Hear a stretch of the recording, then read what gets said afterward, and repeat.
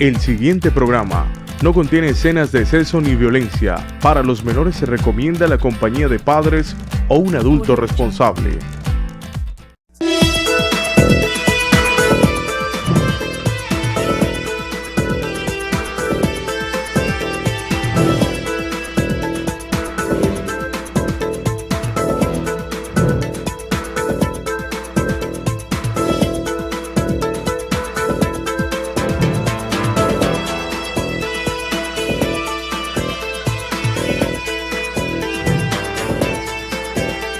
Sin tantos cuentos, con Diego Ramos.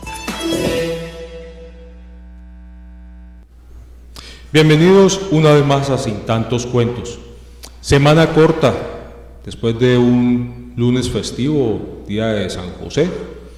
Arrancamos esta semana aquí en la ciudad de Palmira, como en todo Colombia, un poco cortos de tiempo para todas las actividades. Y hablando de Palmira, la carrera por la alcaldía, una carrera que ya comenzó hace ratico, no oficialmente, tiene muchos ingredientes, muchos personajes, y uno de ellos nos acompaña hoy aquí. Pero vamos a variar un poco el término de la entrevista. Vamos a hablar de política, obviamente, pero vamos a iniciar con algo que mucha gente nos ha reclamado, y es: pues sí, muy chévere, ustedes hablan con el precandidato, con el aspirante, pero no sabemos quiénes son, de dónde vienen, para dónde van, qué hicieron antes y qué nos van a proponer. Entonces vamos a partir de esa premisa, y esta primera parte del programa vamos a hacer como una semblanza para conocer quién es la persona que está aspirando, y después lo vamos a coger, no como con 9 milímetros como nos dijeron por ahí, pero sí lo vamos a colocar no en calzas prietas, pero más o menos, para que nos responda algo de política palmirana. Doctor William Loaiza, muy buenas tardes. Buenas tardes, Pacho, buenas tardes, Heliodoro, y a nuestro invitado en el día de hoy. Yo creo que hablar de Guillermo Serrano Plaza, había que hablar de la fundación del movimiento de Miguel Mottoa Curi. En ese acto estuvo presente el papá de Guillermo, don René Serrano, que fue concejal. Permítame, no lo vaya a tomar a mal, pero no cuente el cuento antes de tiempo. No, eso es que introduzca es para vamos. ponerlo en contexto al doctor Serrano, Sí, para que él nos diga qué pasó desde esa época en que su papá fue concejal a hoy, 33 años después de haber sido por primera vez candidato a la alcaldía de la ciudad de Palmira. Don Helio, muy buenas tardes. Buenas tardes, Pacho, Francisco, Fran, como le dicen, las muchachas le dicen Fran. Ah, sí. Sí. ¿Y cómo es que llama la señora de aquí, cielo? No, Blanca. Ah, doña Blanca. Ella también le dice Fran. Bueno, ¿Sí ve? Sí ve. Cordial saludo a quienes nos acompañan en la emisión de Sin Tantos Cuentos a través del canal CNC. Recuerde darle me gusta, seguirnos y compartir este espacio de opinión e información.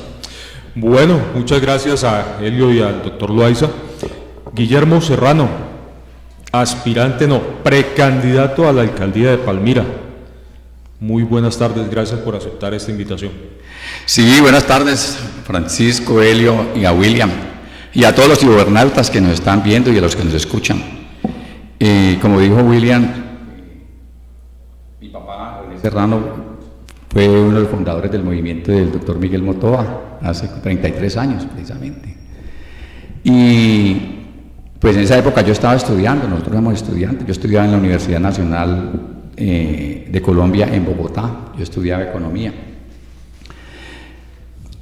Inicialmente no estuvimos de acuerdo que mi papá se metiera en la política, y como todos los jóvenes, y todavía estudiando en la Universidad Nacional, que era la revolucionaria, y estamos con pensum marxista y todo esto, entonces el reclamo para mi papá era que dejara de trabajar por esa vagabondería de la política, y allá pues mi papá siempre fue un personaje cívico, como el papá de William, que se conocían, y se conocían todos los viejos, y pues sin embargo al final terminamos aceptando pues de que mi papá era concejal, y eran concejales cuando eran honorarios, ¿no? Honorables porque no les pagaban. No les pagaban, y eso es historia patria de Palmira, y es una historia hasta muy simpática, porque Palmira era un pueblo muy chiquitico, nosotros nos conocíamos todos, William, todos, absolutamente todos nos conocíamos con los Caicedo, con José Antonio Calle, todos los muchachos, y jugábamos fútbol y nos divertíamos. Ahora no, ahora pues Palmira ya ha crecido mucho y ya no los muchachos yo pienso que no se ven como se veían antes, porque antes pues no existían los computadores, no existía el internet. Ahora yo veo que todo el mundo mantiene clavado. La diversión de nosotros era jugar fútbol, de verdad, no era jugar fútbol, y el Chino pues, era un centrocampista, ¿no? Volante. Sí, Doctor Guillermo Serrano Plaza, ¿cuántos eran en su hogar? Hermanos, sí, hermanas. a mí me gustan estos programas que miremos la parte humana, porque realmente pues hay que ver la parte humana de los precandidatos y los candidatos y los que hacemos servicio social. En mi familia éramos con mi papá, mi mamá y una tía que vivíamos 11 personas, somos 9 hermanos que todavía estamos todos vivos. Pues imagina como una familia de 9 hermanos, eso es una locura. ¿Cuál es su puesto ahí? ¿Usted era Guillermo qué? Yo era el cuarto. Guillermo. Yo era Memo y Memo para arriba y Memo para abajo, y yo era el que me movía por toda parte y gamineaba y jugaba fútbol, y realmente yo era como el más sociable de mi familia. ¿Qué lo acercó a los Caicedo? ¿El fútbol, el vecindario? ¿Qué lo acercó a Jorge y Julio? Mire que es una historia muy bonita. El perfil mío es de empresario realmente, ¿sí? Y pues eso hay que decírselo a toda la ciudad y a las personas que nos ven y nos escuchan. ¿Por qué? Porque tanto la familia de los Caicedo como mi papá tenían empresas de la rama metalmecánica. Los Caicedo hacían las bases para las sillas giratorias, que eran bases en aluminio, tenían su condición de aluminio. Mi papá tenía también acá la fábrica, nosotros trabajábamos productos de la rama metalmecánica, hacíamos empaquetadoras para maquinaria agrícola e industrial, pero también trabajábamos con aluminio. Entonces nosotros nos prestábamos cosas. Entonces mi papá me decía, ándate por donde los Úrsulos y conseguime que me manden un fundente que se me acabó. Y entonces el papá de Julio y el hermano de Julio y de Jorge mandaban, iba también desde mi papá, iba Julio y Jorge a conseguir cosas, y entonces así nos la pasábamos. ¿Y por qué le decían los Úrsulos? No sé, eso sí no sé por qué mi papá le decía los Úrsulos al papá y al tío de Jorge y de Julio. Entonces era una relación, así como con William y con todos, y con José Antonio Calle, nosotros nos conocíamos todos, pero la relación con los Caicedo fue más que todo por el sentido de que teníamos 2 empresas que eran de la rama metalmecánica, y de hecho, pues Julio después heredó el taller del papá y él ha continuado con esa herencia. Nosotros continuamos con la fábrica, con Taller Unión Limitada. ¿Cómo llama la fábrica de tu papá? Taller Unión Limitada. Unión Limitada. O sea, tradicional aquí en la ciudad de Palmira. Tradicional aquí en la ciudad de Palmira, y pues ahí vamos trabajando a nivel nacional. Guillermo, usted, Universidad Nacional, culminó esa carrera, cambió, ¿qué pasó con la parte académica? Y lo otro, ¿cómo llega usted a formar parte del grupo de Miguel Mottoa Curi? Sí, mire que es una parte muy simpática.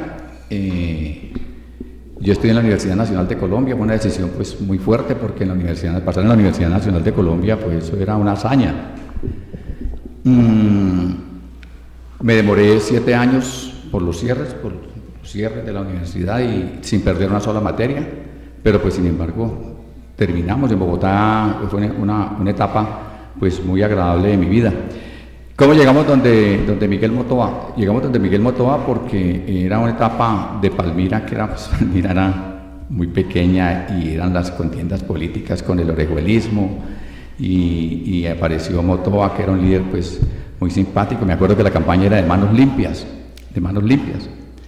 y pues mi papá, que era una persona que tenía mucha sensibilidad social, siempre pertenecía a las juntas de padres de familia de los colegios donde nosotros estudiábamos, me acuerdo mucho de eso.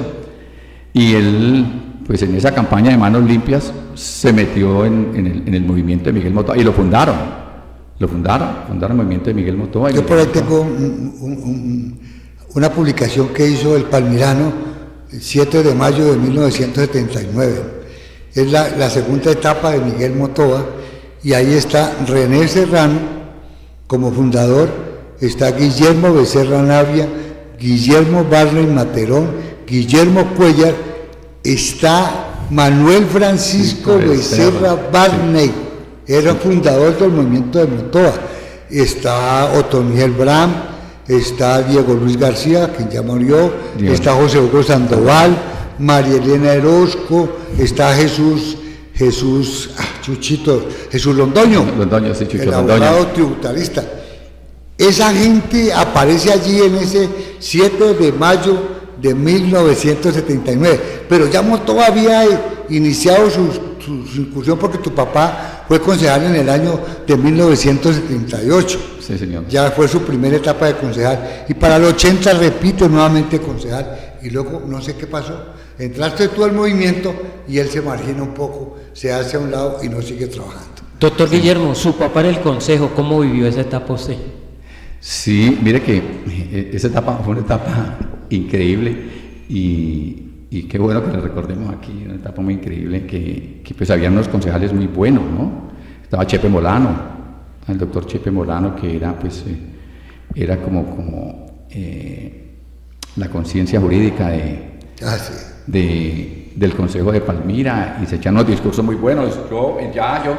Mi papá ya como concejal, ya nosotros íbamos al consejo, ya nos veíamos todos también, los que nos gustaba la política, íbamos y nos sentábamos ahí en la barra, el consejo quedaba en la alcaldía vieja y era como un vagoncito así estrecho y se echaba. Sobre el costado de la carrera 27, de la 30. Era sobre la 30. Sí, de la 30. Y los debates eran increíbles, era que hay situaciones que en este momentico no podemos compartir porque son muy largas, pero eran hechos supremamente simpáticos. Como no existía el internet y entonces los abogados y los políticos que tenían mucha imaginación se aprovechaban del conocimiento y decían, no, es que el artículo 35 de la ley 1970 del año 1921 dice que en Palmira se puede hacer tal y tal cosa, y todo el mundo se quedaba convencido de que eso era así. Resulta que cuando iban a ver la ley, nadie cargaba los códigos, y resulta que eso era carreta. O sea, no había Google para... No había Google, en cambio ahora... ¿Te acuerdas? Raúl Molina Bautista fue otro episodio importante en la vida política de Palmira. Sí. Él fundó el movimiento de oposición liberal, MOL llamaba. Sí. Él fue concejal y era un hombre brillante, porque era un hombre brillante. Él se tastaseaba con don José María Molano Terreros, que era también otro hombre abogado brillante, ¿ya? Y estaba pues Américo Curi, que era el que manejaba la relación. Ramón Elias López, que hablaba duro y tal. Pero era otro consejo, no lo de ahora. No, mire, hoy, sí. Mira Mauritica, ¿sabe cuánto duró la sesión de consejo del día de hoy? 20 minutos. 20 minutos. No, 20 minutos. Y esa apreciación que hace William en este momento, Guillermo, quisiera, si es posible, un paralelo, un comparativo entre el consejo de esa época versus el de ahora. ¿Qué le falta, qué le sobra al de ahora para llegar a hacer algo parecido a ese consejo que era debates y estudio a profundidad, sin decir que los de ahora no estudian? Pues no consta todavía. ¿Para qué? Pues todo tiene que transformarse y todo tiene que estar, pero más y nada es eterno en el mundo, como dice Darío Gómez, pero no, las cosas no pueden permanecer en el tiempo. Entonces siempre la tecnología y la sociedad ha ido acomodándose, y los cambios sociales, mire que los códigos también hay que actualizarlos, y como se tiene que actualizar toda la sociedad, y eso es la lógica, es una lógica natural. Pero en esa época ser concejal, pues primero que todo que eran honorables, los concejales no cobraban sueldo, la política pues se hacía también con puestos, la administración pública era muy lenta, supremamente lenta. Pues imagine para difundir, el doctor Loaiza, una ley que la aprobaba el Congreso de la República, que a que llegara a Palmira pues llegaba casi que a caballo.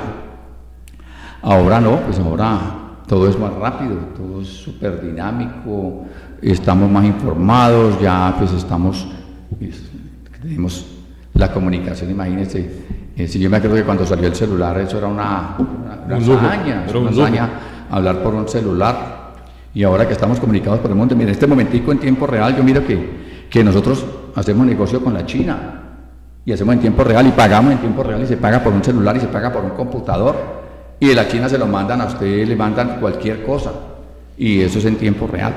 En esa época, pues, no, pues era el tiempo, todos podíamos vivir tranquilos, todos éramos muy pacientes, ahora todo el mundo es acelerado. Y ahorita todos tenemos la ventaja, y más la gente joven, que tenemos la información aquí, y los concejales pueden ser mucho más rápidos, la administración pública es muy rápida, y a pesar de que sea rápida, pues también se cometen errores, pero pues ya los errores son como más manejables. Doctor Guillermo Serrano Plaza, ¿por qué escogió economía? ¿Fue lo que estudió en la Universidad Nacional? ¿Influencia de la ocupación de su papá o por qué le dio por esa carrera? Sí, por influencia de mi papá, pues yo veía que mi papá, él estudió únicamente hasta sexto de bachillerato, y en esa época estudiar hasta sexto de bachillerato era una proeza. Mi papá era hijo de don José María Rivera Escobar. Don José María era el dueño del Papayal y era hermano Francisco Rivera Escobar, que donó el terreno para el estadio de Palmira, era tío de mi papá. Y él estudió en el Colegio de Cárdenas. Inclusive un profesor le dijo a don José María Rivera que lo felicitaba porque el hijo que René era muy inteligente, y pues él se dedicó a trabajar allá en los talleres de Papayal, y luego, desde que se murió don José María Rivera, ya montó su propio taller y fue creciendo y fue haciendo su empresa. Entonces yo veía que mi papá, él leía mucho y sabía de economía, sabía de política, era un genio, y yo escuchándole todas esas conversaciones que tenía con profesores de la Universidad del Valle, porque era a ese nivel. Mire que mis hermanos, la mayor es enfermera licenciada de la Universidad del Valle, mi segunda hermana es ingeniera química, mi hermano Leonardo es ingeniero químico,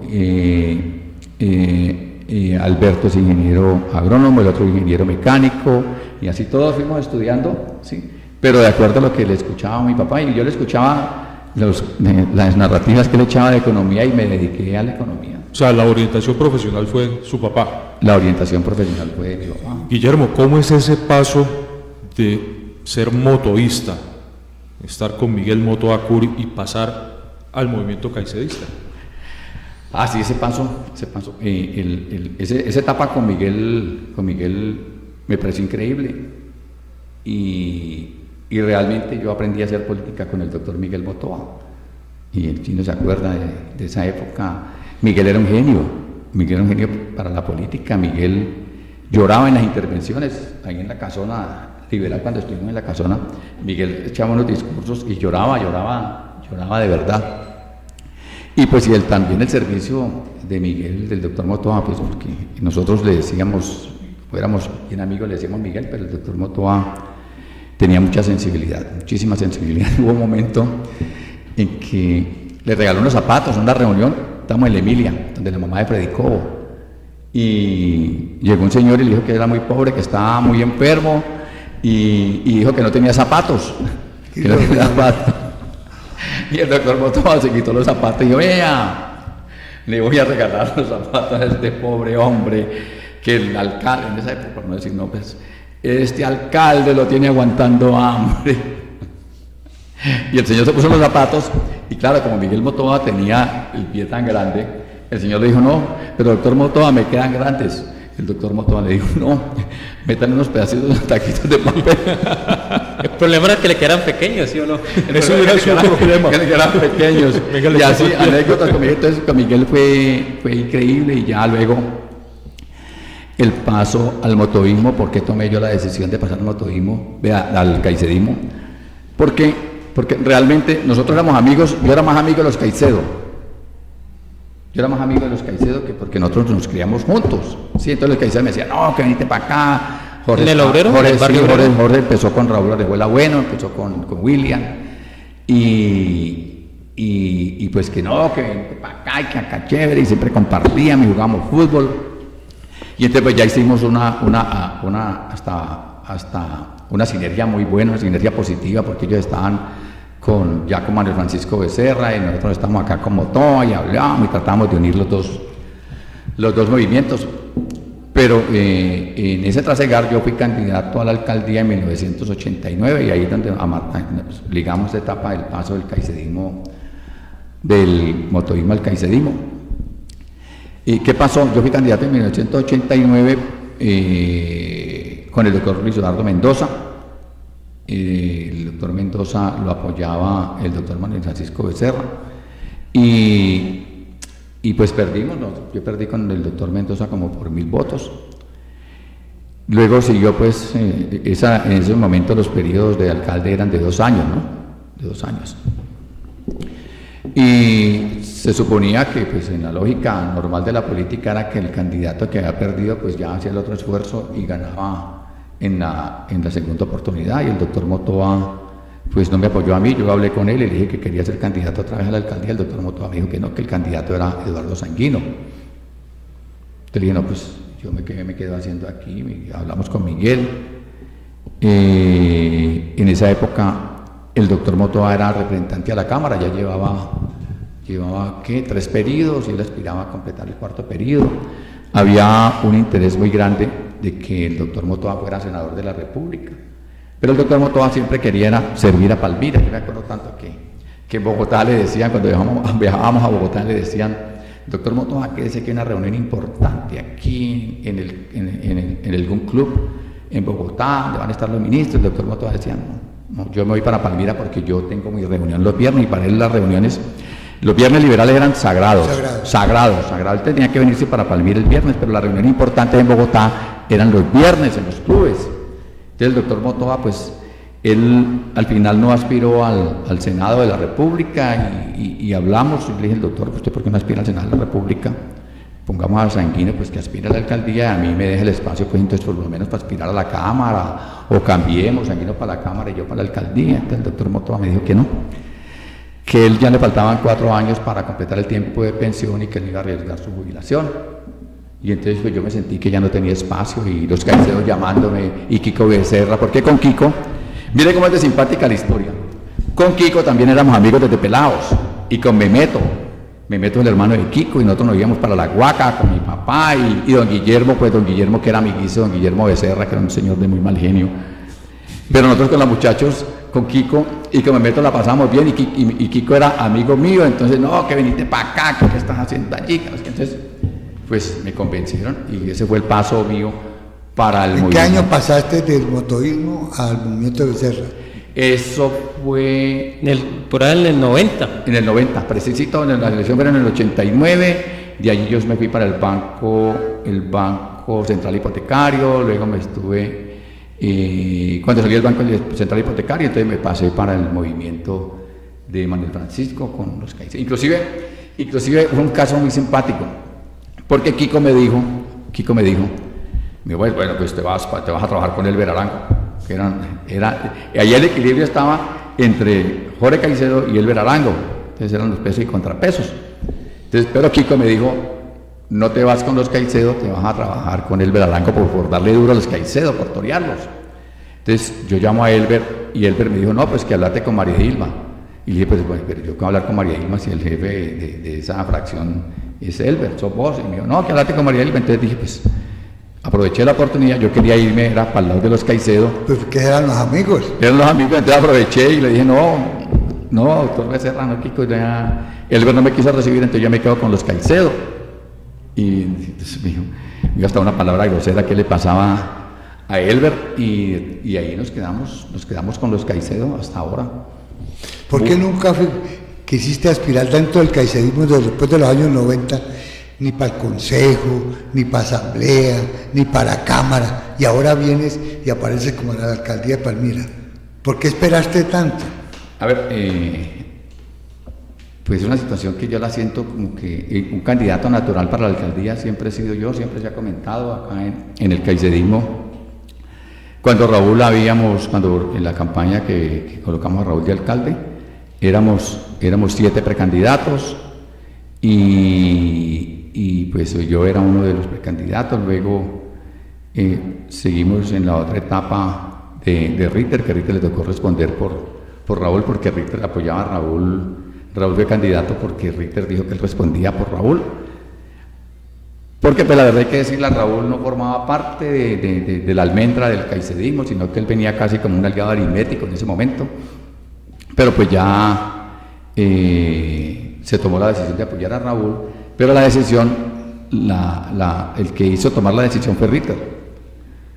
Luego Ritter siguió a Raúl porque él tenía que responder por Raúl, y después vino Jairo Ortega, que era también de los precandidatos, que los 7 precandidatos que vamos a empezar en el primer momento, que eran Raúl Arboleda, Jairo Ortega, Luis Alfonso Chávez, Elber Díaz, uno que se mencionó ahí fue Tinoco, Giovanni Moncayo y Guillermo Serrano. Éramos 7, que éramos desde el caicedonismo que podíamos aspirar a la alcaldía. Luego siguió Jairo Ortega. En el momento de Jairo Ortega, pues con Jairo compartíamos unas situaciones interesantes. Entonces Jairo Ortega se hacía la competencia con Chávez, llegó Jairo y luego siguió Chávez, pero siempre estaba yo ahí en el marcador, o que era Chávez o que era Serrano, y después siempre estuviste en el siempre estuve en esa opción de ser candidato a la alcaldía de Palmira.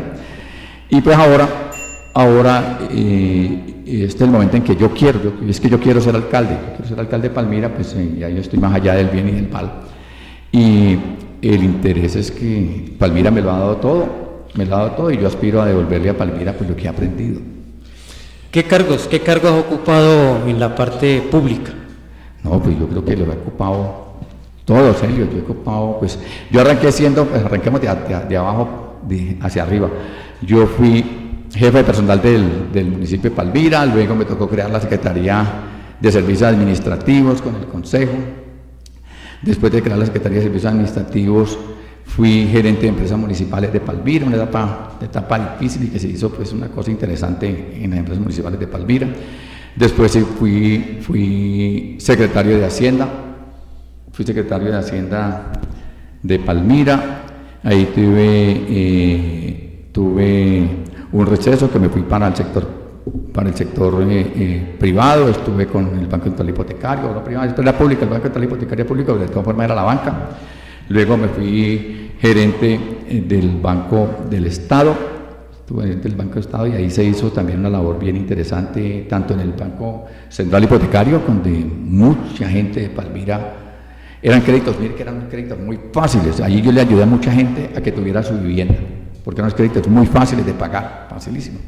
En el Banco del Estado también ayudé a mucha gente de Palmira, porque los gerentes teníamos atribuciones hasta 30 millones de pesos. Yo podía prestar con la firma mía, decir como 30 millones de pesos hoy en día. Que era un platal.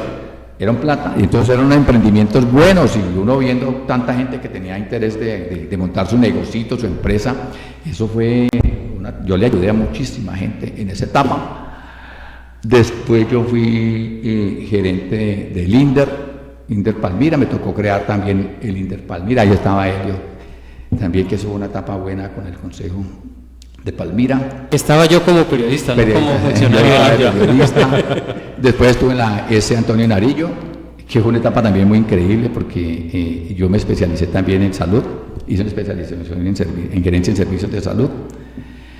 Después pasé a Caprecom Valle del Cauca. Esa etapa de Caprecom también fue muy buena, porque en algún momento me tocó manejar Valle, Cauca y Nariño, porque esos gerentes de allá no sé qué les había pasado. Y después de Caprecom, mire que ahora que yo me pongo a pensar, después de que estamos de tanto tiempo y estamos en campaña, yo llegué a manejar más de 2 billones de pesos. Increíble. Y a mí me pareció una cosa tan natural manejar 2 billones de pesos, inclusive. Eran conversaciones que uno nos hablaba de millones, de miles de billones, porque yo le debía al Hospital Universitario del Valle 250.000 millones de pesos. Y entonces, de pronto uno estaba en la calle en ese agite y tomando un ascensor alguna cosa, entonces me llamaba el gerente del hospital de Buga a cobrarme, mire que suena hasta jocoso y es simpático. Me llamaba el gerente de Buga a cobrar 10.000 millones de pesos, y yo decía, no, pues para mí 10.000 millones de pesos no es nada.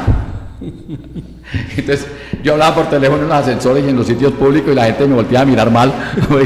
porque decía, este tipo hablando que le dije una vez, le dije al gerente del hospital de Buga que me tenía acosado, ya me tenía desesperado, y me dijo que le pagara los 10.000 millones de pesos porque se iba a cerrar el hospital, se iba a acabar. Y no, le dije, mire doctor, para mí 10.000 millones de pesos no es nada. Y entonces la gente, claro, todo el mundo pero yo le debía 250.000 millones al hospital universitario, que 1.000 millones no eran nada. Sí, pues entonces uno como no estaba en el contexto, y ya en Capricorn sí manejamos mucho dinero. Ahí estuvo Elber Díaz también, fue un gerente muy bueno de Capricorn. Y ya en esta etapa ya tuvimos un receso, me dediqué a mis negocios y luego acompañamos a Dilian. Y esa fue una etapa también interesantísima. Ahí fue donde me hice yo por unos 3 PhD acompañando a Dilian. Dilian es genial. Dilian es genial. Dilian es, así hablen, todo lo que hablen de Dilian es genial para la administración pública.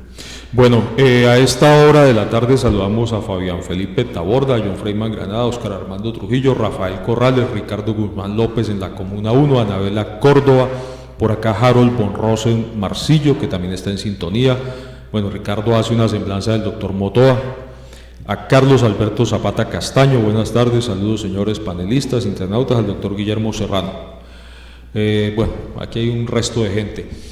Ya regresamos, vamos a unos comerciales y con Guillermo Serrano pues seguiremos hablando de la parte humana y después ya tenga política palmirana. Ya regresamos. En tantos cuentos. En tantos. ¿Quién diría que es tan fácil entregar lo mejor a quienes amamos? Que es tan sencillo entregar nuestro cariño a quienes nos han cuidado desde siempre. Entregar lo mejor de nosotros para cuidar nuestra salud, para cuidar la vida. Siempre podremos entregar lo mejor para cuidar lo que más queremos.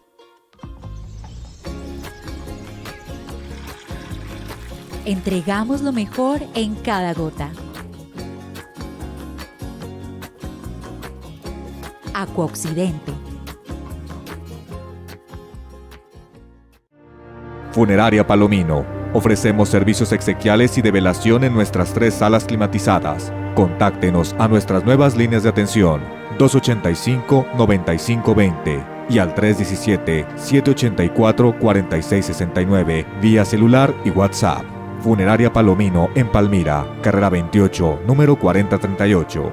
Funeraria Palomino, desde 1934, al servicio de los palmiranos.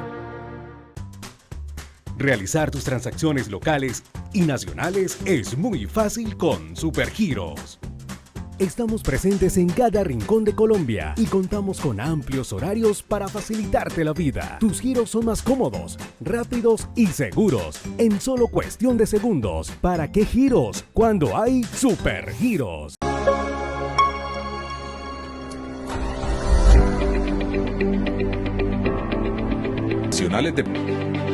Adquiere uno de nuestros planes y accede a múltiples servicios médicos o adquiere el servicio. Contamos con servicio de medicina general, enfermería. Somos la respuesta en atención domiciliaria.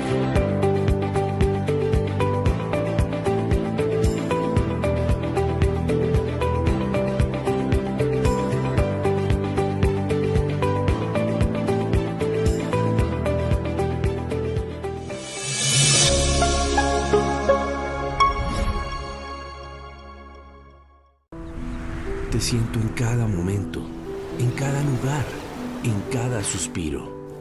Eres esa pasión que mueve mis sentidos, que eriza mi piel y me hace sentir vivo. Eres mi esencia, mi alegría. Eres quien me alienta, quien me inspira. Me elevas, me impulsas día a día. Gracias a ti, soy lo que soy. Una fuerza poderosa, visionaria, decidida, inspiradora. Un homenaje al aire tricolor de tu Fuerza Aérea Colombiana.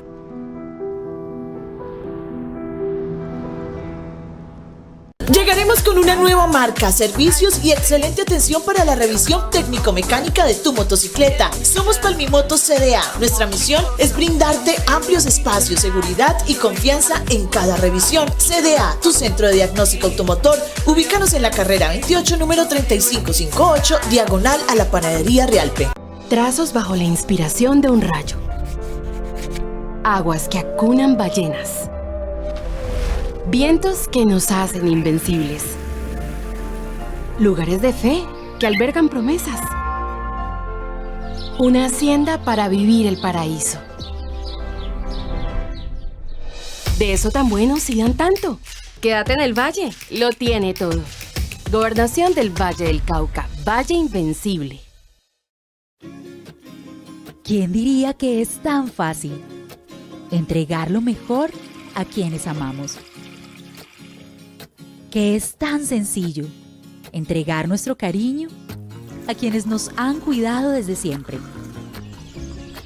Entregar lo mejor de nosotros para cuidar nuestra salud, para cuidar la vida. Siempre podremos entregar lo mejor para... Sin tantos cuentos. Sin tantos cuentos. Continuamos en este segundo momento de Sin Tantos Cuentos con Guillermo Serrano Plaza, precandidato a la alcaldía de Palmira. Guillermo, siguiendo con el tema de la semblanza y rememorando cosas, yo me le voy a meter por un ladito. ¿Usted cuál es esa visión de ciudad que tiene basándose en aspectos sociales, económicos, académicos? ¿Cuál es la visión de Guillermo Serrano Plaza? A ver, pues, la visión mi visión de ciudad tiene que arrancar precisamente por lo que hay que hacer, aquí. Yo tengo dos premisas, empezando, que son dos premisas innegociables, que primero que todo, los puestos de los cargos públicos de libre nombramiento y remoción, los contratos de prestación de servicios, que no es malo que una administración pública tenga contratos de prestación de servicios. Y en la posibilidad más grande, los contratos que se tengan que tramitar para el funcionamiento de la administración de Palmira tienen que ser para palmiranos. Y la otra premisa que no es negociable es que como alcalde le voy a dar participación a todos los grupos políticos, me apoyen o no me apoyen. Eso le da tranquilidad a la ciudad y no tendríamos que estarnos matando por apetitos políticos, sino que al contrario le va a dar tranquilidad a toda la ciudadanía y que de ahí para allá se vienen una cantidad de cosas porque ya vamos a despertar el civismo de la ciudad, que nos sintamos tranquilos, que nos sintamos orgullosos de ser palmiranos. Veo a Palmira, lo visiono generando empleo, porque es que yo digo, todo el mundo quiere estudiar, todos quieren estudiar. Yo tengo la experiencia porque yo soy empresario, yo sé cómo se generan los empleos, yo sé lo que es conseguir dinero para pagar los trabajadores, para pagar la nómina, porque en cualquier momento uno no tiene el dinero suficiente porque se le pega a alguna persona en pagarle lo que le está vendiendo y tiene que salir a conseguir el dinero. Es que mire que yo le decía a los trabajadores de la fábrica que ellos pueden estar muy tranquilos y eso es algo que hay que compartirlo con toda la ciudadanía, de que los trabajadores pueden estar tranquilos porque lo más sagrado para mí es el salario, pero hay momentos en que la empresa no tiene con qué pagar salario, entonces tenemos que salir a conseguir dinero y eso quita el sueño. La propuesta mía es que vamos a dar educación, pero para el empleo, y vamos a generar empleos, precisamente, vamos a dar mucho impulso al emprendimiento. Hay una razón económica, mire que no es un economicismo, sino que es una razón eminentemente económica. Esta mañana estábamos hablando precisamente en una reunión que estábamos. Las grandes empresas, las grandes superficies, los almacenes de grandes superficies, Éxito, Carulla, no sé si Olímpica entra allí, pero las grandes superficies se están pagando más o menos a 180 días, 120 y 180 días. ¿Qué quiere decir eso? Para tener más valor agregado y para tener más dinamismo de la economía, hay que darle velocidad al dinero. Uno como economista no dice, bueno, yo tengo más plata si le doy más velocidad al dinero, y es una razón cierta. Si usted quiere tener más dinero, dele más velocidad, dele velocidad. Entonces, cuando usted, un proveedor le va a pagar el éxito, se demora 180 días, usted no le puede dar velocidad de dinero porque 180 días se demora en que le paguen su platica para pagarle a los proveedores. Mientras que si usted le paga a un emprendedor, le paga al vendedor de chontaduros, le paga al señor que vende allí en la 19 bizcochuelos, ¿sí? Usted le paga ya y ese señor inmediatamente va y le paga al otro que le está debiendo, y le paga al otro proveedor, le paga al otro proveedor, y eso dinamiza la economía. Entonces, cuando la dinamiza, hay más tranquilidad y más estabilidad económica para todos. Entonces, una de las cosas importantes que hay que hacer es promover el emprendimiento, que la juventud la capacitemos para que sean emprendedores y capacitarlos en técnicas, en carreras técnicas y en carreras tecnológicas con la posibilidad de que ellos más adelante puedan continuar con sus estudios profesionales y se capaciten y puedan crecer. Eso es lo que está pensando el presidente Petro, que eso es una razón bien importante. Otra cosa es que hay que capacitarme en el inglés. Yo siempre digo, hoy me estaba diciendo mi esposa que entre otras cosas, mi esposa es la doctora María Eugenia Murillo del Centro Médico Popular y Vale la Cuña, porque ella me estaba apoyando al 100% en la campaña. Entonces ella siempre me dice, le digo, mami, voy a ponerme a estudiar inglés, y mi familia todos hablan inglés, vea Natalia que es joven, todos los muchachos hablan inglés, todos, y nosotros que ya estamos viejos, yo digo, bueno, pues mi nieto, mire, yo tengo un nieto que compartir también esta cosa que es de mucha alegría. Mi nieto tiene 10 años, está en el Canadá con mi hija Diana Carolina y ya habla francés, inglés y español.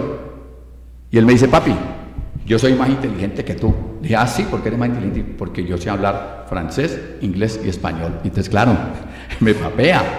Entonces hay que promover el idioma inglés, mire, los muchachos les queda fácil y aprender inglés es fácil, no es sino dedicarle tiempo. Mire que en YouTube hay una cantidad de aplicaciones en que uno puede practicar el inglés, dicen, practicar 1 hora diaria y promoverlo y trabajarle. Pero una persona que habla inglés tiene el 50% más de generar y de conseguir cosas. Otra cosa importantísima que yo le aprendí a Ritter López, yo acompañé a Ritter López como gerente, se me ha olvidado comentarles, fui gerente de aguas de Palmira, y se lo aprendí a Ritter. Es que lo primero que yo haría, de uno de los primeros actos, si no es el primero, es crear la oficina de proyectos especiales. ¿Para qué? Para que no nos pase lo que está pasando con el alcalde Óscar Escobar, que ya no va a alcanzar a presentar proyectos en las ventanillas únicas de cada sector.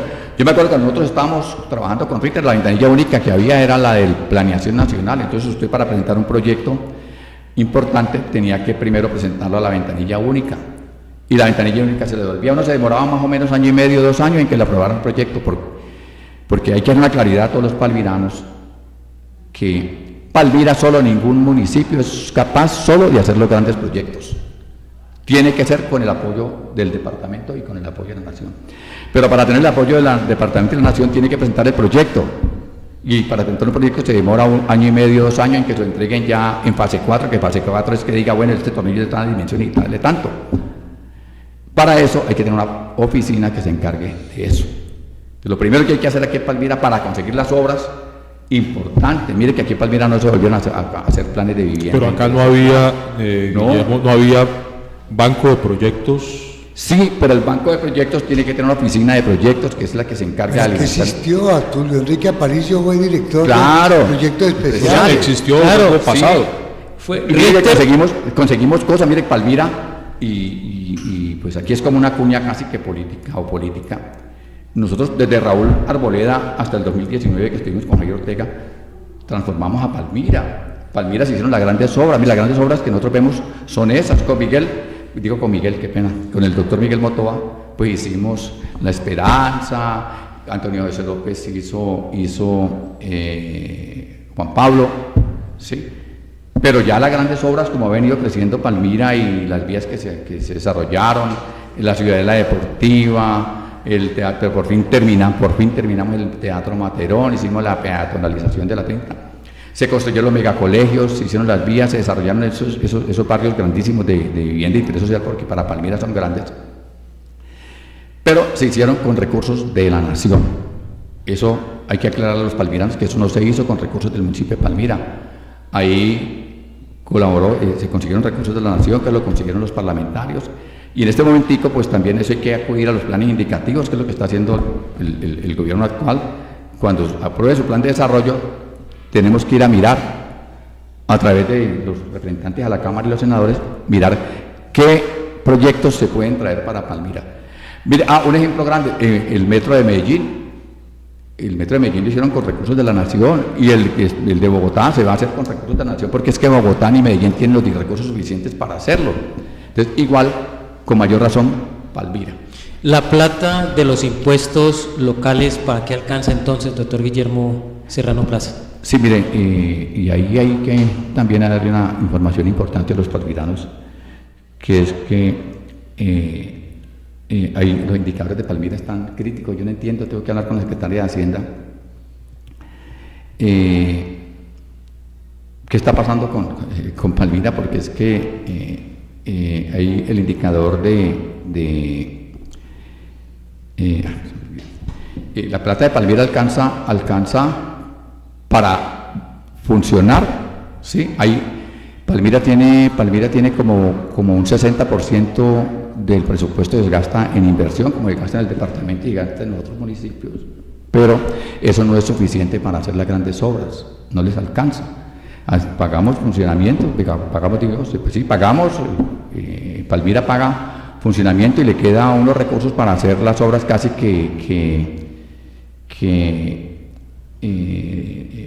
lo mínimo, presupuesto participativo, el crecimiento vegetativo del municipio, pero las grandes obras tienen que venir con recursos del departamento, porque es que cuando nosotros pagamos, Palmira tiene una buena posición fiscal y nosotros contribuimos con mucho dinero para la DIAN, para el presupuesto nacional, ¿sí? Si nos dejaran todo el presupuesto nacional aquí, pues nosotros podíamos hacer todas las grandes obras, pero cuando usted paga los impuestos, eso se va y los paga a la DIAN y eso llega a una olla común nacional, va a una olla común, entonces luego tenemos que ir a que nos lo devuelvan. Pero con el presupuesto que tenemos nosotros nos alcanza realmente para funcionar y mantener la ciudad, mantenerla bien. Y por eso es que hay que acudir a la nación y al departamento. Seguridad. Una de las grandes enfermedades que tiene la ciudad es el tema de la inseguridad en la que vivimos. ¿Qué hacer? Bueno, como dice el coronel Zapata, la inseguridad, la seguridad y la inseguridad pues empieza por la generación de oportunidades para los jóvenes. Mire que lo que yo decía de que le vamos a dar participación política a todos los grupos políticos para que haya tranquilidad y paz para todos, para darle oportunidades a todos. Hay que entender a la juventud, eso es la descomposición social, es el reflejo de que uno ve niños que nacen, que los muchachos que tienen más problemas son muchachos que no tienen familia, no han tenido oportunidad, de pronto están hasta sin cariño. Entonces la idea es empezar a promover o continuar con el trabajo que empezó también y que vale la pena mencionar a Ritter, que Ritter también hizo un proyecto importantísimo donde logramos que muchas personas que estaban como en la informalidad, vincularlos y que se sientan parte de la sociedad y que no se sientan tan desplazados como se pretende ahora con el Ministerio de la Equidad.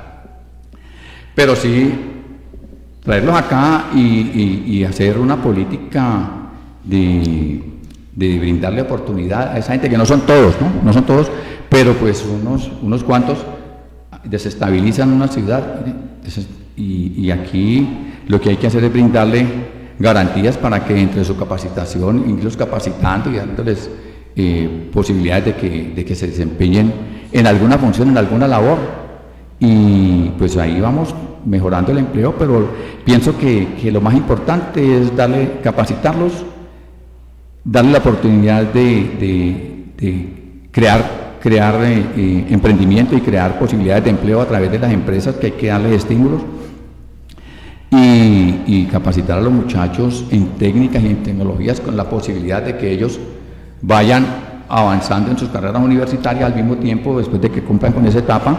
Y me parece que es fundamental, nosotros que estamos ya en el sector público y los que estamos en los negocios, fundamental el idioma inglés. La verdad es que es fundamental. Guillermo, pero usted habla de que generar oportunidades, generar empleo y todo eso. Yo sostengo que la alcaldía en ninguna parte genera empleo, genera las condiciones para que empresas y otras personas generen esos empleos. En Palmira, ¿cómo vamos a atraer empresas para que generen empleo para palmiranos si los tratamos con unos avalúos catastrales exorbitantes, que cuando lleguen a comprar un terreno les va a tocar pagar un platal? O ¿cómo hacer para atraer empresa y que Palmira sea atractiva realmente, que la gente no diga, ay, no, eso por allá es muy caro, sabe que yo mejor paso el río y allá me tratan mejor? Sí, pues el mayor empleador es el Estado, ¿no? El Estado es el mayor empleador, pero el Estado también tiene que crear las condiciones para que las empresas creen empleos. Usted ha mencionado pues algo que ya todos lo estamos sintiendo y en toda parte. Yo estuve hablando con el doctor Eduardo Alfonso Correa ayer, que él tiene un trabajo importante con el tema de los avalúos catastrales. Me estaba dando una clase. Sí, eso es un impacto muy duro para todos, absolutamente para todos, hasta el estrato 1. ¿Por qué? Porque si al estrato 1 le suben los avalúos, van a subir de estrato. Esto va a ser Dicho, Paladiano, usted deja de decir estrato 1 y sí, no ya estrato. Esto va a ser un despeluque completo en Palmira ya para el año entrante. Porque va a haber muchas viviendas que van a cambiar de estrato, entonces tienen que volver a hacer la visita, hacer la estratificación. Viene ya el pago de impuestos, ya una familia de estrato 2 o de clase media ya le va a tocar pagar el 40% que es el impuesto de renta. Es decir, que esto va a ser va a ser una situación muy complicada para todos los palmiranos. Buscarle un camino para remediar esa situación a la gente en Palmira. Sí, estamos mirando, va a quedar así como salgas. Sí, el camino, yo pienso que el camino pues, más corto que yo estoy viendo en este momentico es lo que están haciendo en la Acción Popular para suspender los efectos jurídicos de esos avalúos, porque ya los concejales colocaron su solicitud y sus peticiones, pero no les han dado respuesta. Entonces, yo hablaba con el doctor Correa ayer y me dice que una de las formas de suspender precisamente la acción jurídica es a través de una acción popular, que es lo más cerquita para que se suspenda. No sé, doctor Loaiza, usted que es abogado. Sí, es lo más cerquita, pero eso no remedia nada. Esa es la curita. Eso es un paño de agua tibia. Se separa, pero de todas maneras hay que hacer la actualización catastral. Y entonces... Claro, hay que hacer en el contrato que tiene la alcaldía de Palmira con Palmira, al final tiene que entregarle la formación catastral a la ciudad, ¿no? Tiene que entregarle a la oficina y eso, pues no sé cómo irían a hacer, por eso cuesta muchísimo dinero. Pero ya le hicieron un otro sí para este año. Sí, 4.000 millones. 4.700. 4.700, pero en ese otro sí al final tiene que entregarle la gestión catastral, así como está, al municipio de Palmira. Base de datos y todo. Con base de datos y todo. Eso genera unos recursos, una necesidad de recursos impresionante. ¿Qué hay que hacer? Pues el próximo, pues si se suspende la acción jurídica, pero pues hay que volver a hacer los avalúos de Palmira. Yo me voy a tomar algo personal. Yo tengo un apartamento aquí en Plaza Arboleda. Ese apartamento yo lo rematé hace como 7 años por 50 millones de pesos. Lo estaba vendiendo por 80 millones de pesos, pero cuando llegó, yo lo vendí por 80 millones de pesos, pero cuando fuimos a hacer la escritura nos dimos cuenta de que el apartamento estaba avaluado en 240 millones de pesos. Un apartamento de un 5.º piso, sin ascensor, con parqueadero, pero me lo avalúan en 240 millones de pesos y lo he vendido por 80, entonces me tocó perder. No, me tocó deshacer el negocio porque ¿quién me va a dar 240 millones? Entonces, fui a la alcaldía, ahí había en el primer piso en la tesorería unas niñas que se encargaban de atender esos reclamos. Yo no me fui con los concejales, ni con el doctor Bonilla, ni nada, sino que fui directamente a la alcaldía porque yo estaba seguro que cómo me van a colocar 240 millones de pesos en un apartamento que lo estoy vendiendo por 80 y que me costó 50. Entonces, eso es una exageración, la verdad es que es una exageración. Hubo casos que no los podemos volver generales, en que sí manejaron más bien la situación, pero yo no me explico cómo van a subirle un apartamento que estaba aquí en la alcaldía el avalúo estaba en 46 millones de pesos en catastro, y cómo lo van a subir a 240, es que no hicieron el trabajo realmente. Entonces, no hicieron la conciencia. Hay que volver a hacer las visitas, hacer todo el trabajo, y eso cuesta otra cantidad de dinero, pero si hacemos el trabajo juiciosos, yo creo que se pueden volver a organizar los avalúos. Mire, las tierras en caña, los cañicultores, como también les toca y nos afectaron muchísimo. Pero es que una de las fallas de esta actualización catastral surge cuando el municipio le da por acabar con el IGAP y cerrar el IGAP en Palmira y enviar la información a Cali, y entonces ahí quedamos al garete y aparece CO, y entonces hasta luego. Mire que a mí el doctor Correa me compartió ayer cómo fue la evolución de esto. Sí, se suponía que pues, se hizo un contrato, una contratación directa, y en la contratación directa usted sabe que puede pasar. El IGAP participó, el IGAP pasó su propuesta como por 8.400 millones de pesos. Pero no sé, en todas estas cosas que pasaron, parece que el IGAP no había incluido algo, que sí lo incluyeron los de GO Palmira, que es el catastro de Bogotá. Y al final, pues obviamente el que ha manejado el catastro en Palmira siempre ha sido el Agustín Codazzi, en Palmira y en todo el país. Si yo hubiera sido el alcalde, yo me voy con el Codazzi. Y más aún que ahí está un amigo que conoce Palmira, como era Nicolás Conde. Claro. Sí, que conoce. Ir a lo seguro, pero nunca me metería a traer una gente de Bogotá que pues, no conoce la ciudad, y trajeron gente de Bogotá, y trajeron gente que no sabe. Las cosas hay que hacerlas con el que las sabe hacer. Entonces, y con el que conoce el territorio. Y el que conoce el territorio, el que conoce todo. Eso fue pues el error más grande, porque se pagaron una oferta que hizo el Codazzi de 8.400 millones de pesos, y la van a pasar a una de 14.700, a agregarle otros 4.700, que no sé, yo no le veo lógica a eso. Bueno, pues, doctor Loaiza, Eliodoro, Guillermo, ¿tiene algo que preguntar? ¿Tiene algo que preguntar? Sí, claro, conciso y preciso, que ya nos tenemos. Sí, la inquietud es esta. Ya el doctor Guillermo Serrano Plaza había sido candidato a la alcaldía, pero no había vivido la etapa de recoger firmas, donde hay que pisar con mucho cuidado, porque una cosa es ser candidato y otra cosa es estar recogiendo firmas. Algo que era una oportunidad, salir a visibilizarse desde antes, se puede convertir en una amenaza, porque lo pueden demandar si hace campaña. ¿Cómo maneja esta situación? Sí, pues nosotros hemos acudido a las reuniones que se hacen en la alcaldía con la registraduría y la Secretaría de Gobierno. Comité de Garantías Electorales. Sí, el Comité de Garantías Electorales, pero es el Comité de Seguimiento al proceso electoral. Ahí se están emitiendo las diferentes resoluciones y los acuerdos, ahí votamos y es lo que las propuestas que se están haciendo. Nosotros, con Natalia, que es mi gerente de campaña, estamos yendo con permanencia a la registraduría para que nos actualicen en qué es lo que está haciendo.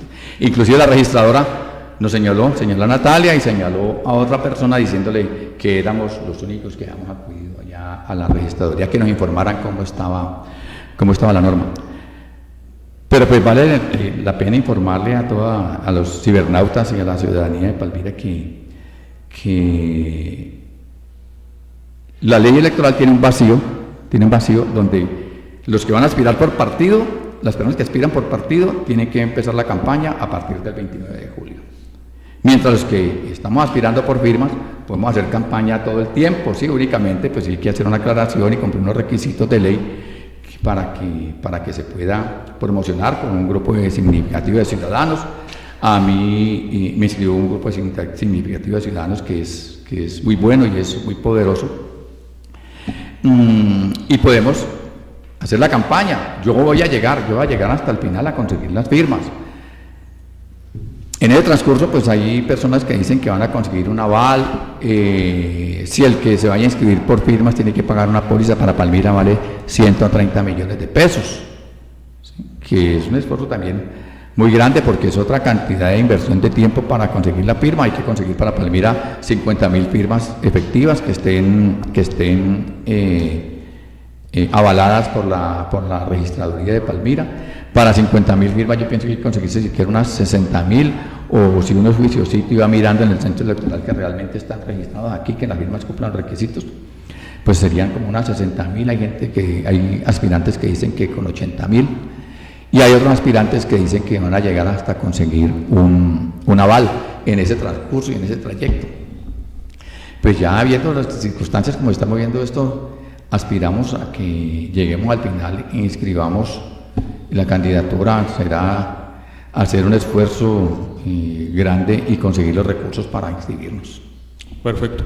Pues Guillermo Serrano Plaza, muchas gracias por haber aceptado esta invitación aquí a Sin Tantos Cuentos. Doctor Loaiza Heliodoro, muchísimas gracias por haber participado como siempre en esta mesa. Con todo gusto, Francisco, igualmente a los cibernautas, gracias por su tiempo, el nuestro es con todo gusto. A todos ustedes, muchas gracias por habernos dejado entrar en sus hogares y nos vemos mañana aquí, en Sin Tantos Cuentos.